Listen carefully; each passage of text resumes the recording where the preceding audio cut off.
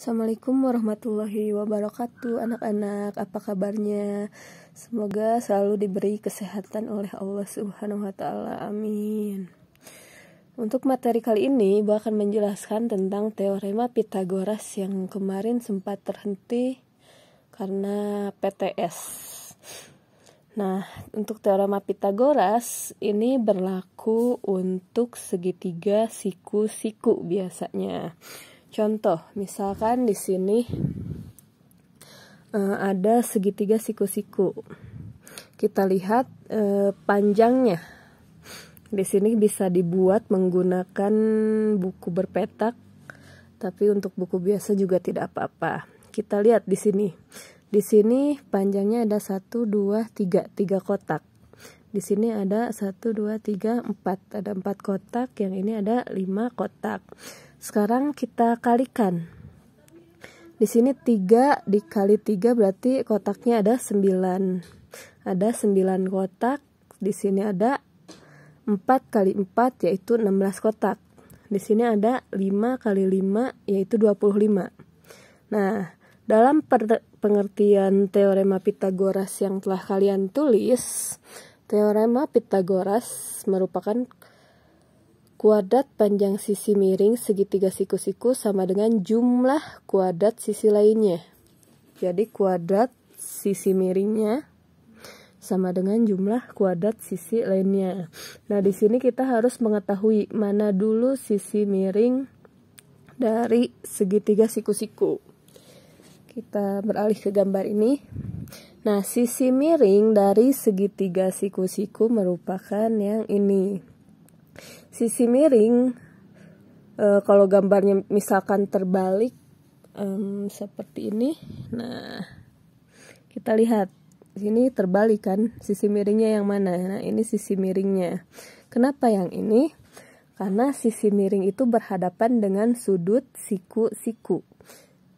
Ingat, berhadapan dengan sudut siku-siku itu dinamakan sisi miring. Di sini sudut siku-sikunya yang ini, makanya yang berhadapan langsung dengan sudut siku-siku yaitu sisi ini. Nah, ini sisi miring.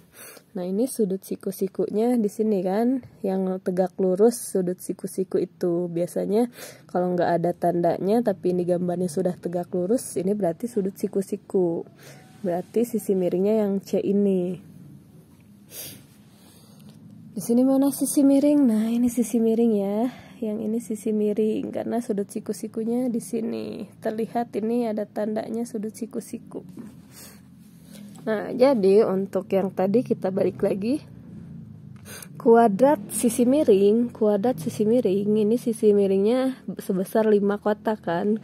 Kuadratnya berarti 5 kali 5 25. Sama dengan jumlah dari kuadrat sisi lainnya. Nah, jadi kuadrat sisi lainnya yaitu yang ini BC dan AB. Jumlah ini 9 ditambah 16. 9 tambah 16 25. Berarti sama dengan ini kan? Ini 25 dijumlahkan, yang ini 25. Nah, seperti itu yang dinamakan Pythagoras. Selanjutnya Ibu akan berikan contoh soal saja langsung. Penulisan dulu, mohon maaf, kita ke penulisannya dulu ya, penulisan rumusnya. Baru contoh soal. Nah, di sini ada penulisan Pythagoras. Di sini ada segitiga ABC. ABC, titik A, titik B, titik C. Nah, untuk penulisan segitiganya, garisnya, ini garisnya boleh AB, BC atau AC, atau boleh ditulis dengan yang ini C, ini B, ini A, ini B, tapi dengan huruf kecil, jangan kapital. Untuk titik dia kapital, yang titik di pinggir ini dia kapital, sedangkan untuk garis di tengah dia huruf kecil. Nah, untuk penulisannya, kenapa di sini C? Karena yang berhadapan dengan sudut C.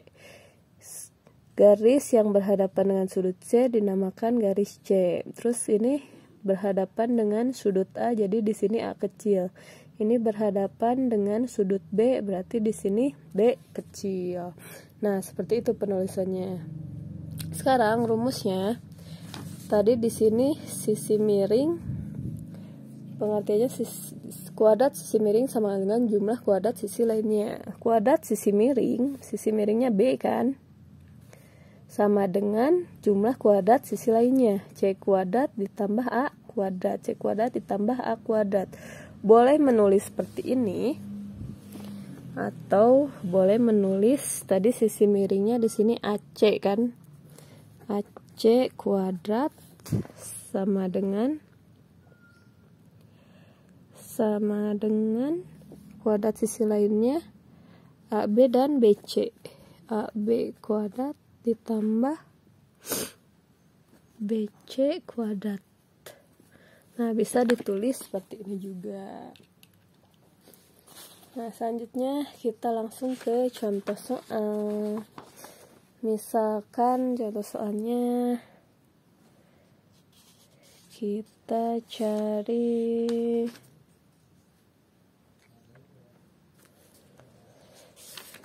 soal ya. Nah, ini kita cari soal. Di sini ada soal ya. Di sini ditanyakannya R, berarti ini ditanyakannya sisi miring. Bisa jadi dari segitiga ini ditanyakannya bukan sisi miringnya, jadi harus dilihat. Nah, ditanyakan sisi miring. Di sini sisi lainnya 5 dan 2. Di sini sisinya R ya, nggak apa-apa. Jadi bisa langsung aja R pangkat 2 sama dengan 5 pangkat 2 ditambah 2 pangkat 2 sama dengan 5 pangkat 2 25 ditambah 4 sama dengan 29. Ini masih R pangkat 2, jadi R nya sama dengan, nah ini untuk turunannya, kalau kuadrat kebalikannya akar.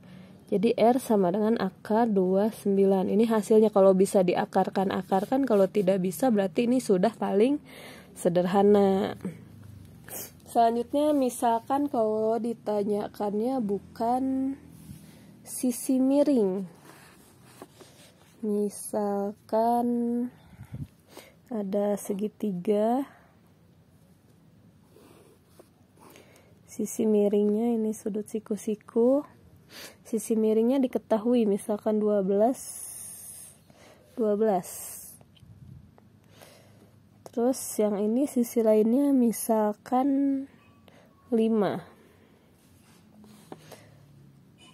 Berarti yang ditanyakan misalkan ini kita misalkan A, misalkan R lagi saja nggak apa-apa. Jadi R kuadrat sama dengan, nah kalau yang bukan ditanyakannya sisi miring, berarti sisi miring dikurangi sisi lainnya. Sisi miringnya 12 dikurangi, jangan ditambah. Kalau misalkan yang ditanyakannya bukan sisi miring, dikurangi 5 pangkat 2. 12 pangkat 2 144 dikurangi 25. Jadi 119. R sama dengan akar 119. Ini tidak bisa diakarkan kalau tidak salah. Pokoknya angka yang bisa diakarkan saja. Kecuali tidak bisa diakarkan berarti hasilnya sudah sampai sini. Nah, itu tentang awal Pitagoras. Selanjutnya, nah di sini Pitagoras itu dapat mencari segitiga, jenis segitiga, 3 jenis segitiga. Yang pertama segitiga tumpul, di sini segitiga tumpul. Yang kedua segitiga siku-siku dan segitiga lancip. Nah, untuk segitiga lancip, yaitu semua titiknya berukuran kurang dari 90 derajat sudut ya, berarti titik sudutnya. Untuk segitiga siku-siku, salah satu titik sudutnya berukuran 90 derajat. Salah satu di sini, bukan semua. Yang tadi semua titik, di sini salah satu. Kalau segitiga tumpul, salah satu titik sudutnya berukuran lebih dari 90 derajat. Contohnya, nah contohnya di sini. Ini merupakan segitiga lancip. Kalau lancip semua sudutnya tadi kurang dari 90, berarti sudut ini semua kurang dari 90.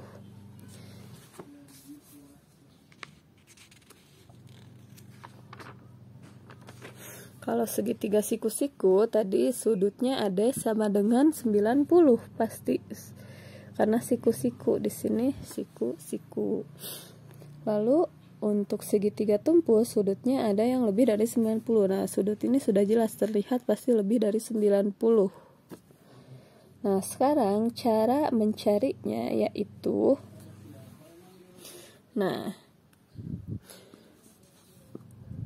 kita lihat di sini contohnya. Misalkan tadi angkanya di sini ada ya. Ibu tulis saja. 6 kuadrat sama dengan 5 dan 4. 5 kuadrat ditambah 4 kuadrat. Nah, kita hitung 6 pangkat 2 36. 25 ditambah 16. Nah, seperti itu ya. Kita jumlahkan terlebih dahulu. Jumlahkan. Jadi di sini 36, di sini 41. Sama atau tidak? Nah, tidak sama kan? Jadi di sini sisi miringnya lebih kecil dari jumlah kuadrat sisi lainnya. Sisi miring ini 36 lebih kecil dari 41. Nah, makanya dia dikatakan segitiga lancip. Jelas ya? Karena sisi miring lebih kecil dari penjumlahan sisi lainnya, maka dikatakan lancip. Segitiga lancip. Nah, sekarang contoh yang kedua untuk segitiga siku-siku. Yaitu 10. Sisi miringnya 10 sama dengan 8 ditambah 6. 10 pangkat 2 100. 864 ditambah 36. Ini 100 sama dengan 100. Nah, ini ditambah 100 ya. Nah, kalau segitiga siku-siku berarti sisi miring dan penjumlahan kedua sisinya sama dengan 100. Untuk contohnya sama ya, 100. Nah, nanti ada angka lain. Ini hanya untuk contoh. Jadi penjumlahan dari sisi miring dan kedua sisi lainnya sama. Selanjutnya segitiga tumpul. Ini soalnya 12 kuadrat sisi miringnya ditambah 8 sama dengan 8 kuadrat ditambah 5 kuadrat. 12 sama dengan 144. 64 ditambah 25. 144 di sini 64 tambah 25 89. Nah, kita lihat 144 ini lebih besar daripada 89. Nah, ini jadi dikatakan tumpul. Jika kuadrat sisi miring lebih besar dari jumlah sisi lainnya, maka dikatakan tumpul. Ingat, ini tandanya lebih besar, yang ini, yang tadi tandanya yang ini lebih kecil. Ini lancip. Ini lancip. Yang ini tumpul. Yang ini siku. Nanti boleh ditulis ya untuk contohnya. Nah, untuk penjelasan dari Ibu hari ini cukup sekian. Kurang lebihnya mohon maaf. Bila ada yang kurang paham boleh ditanyakan. Wassalamualaikum warahmatullahi wabarakatuh.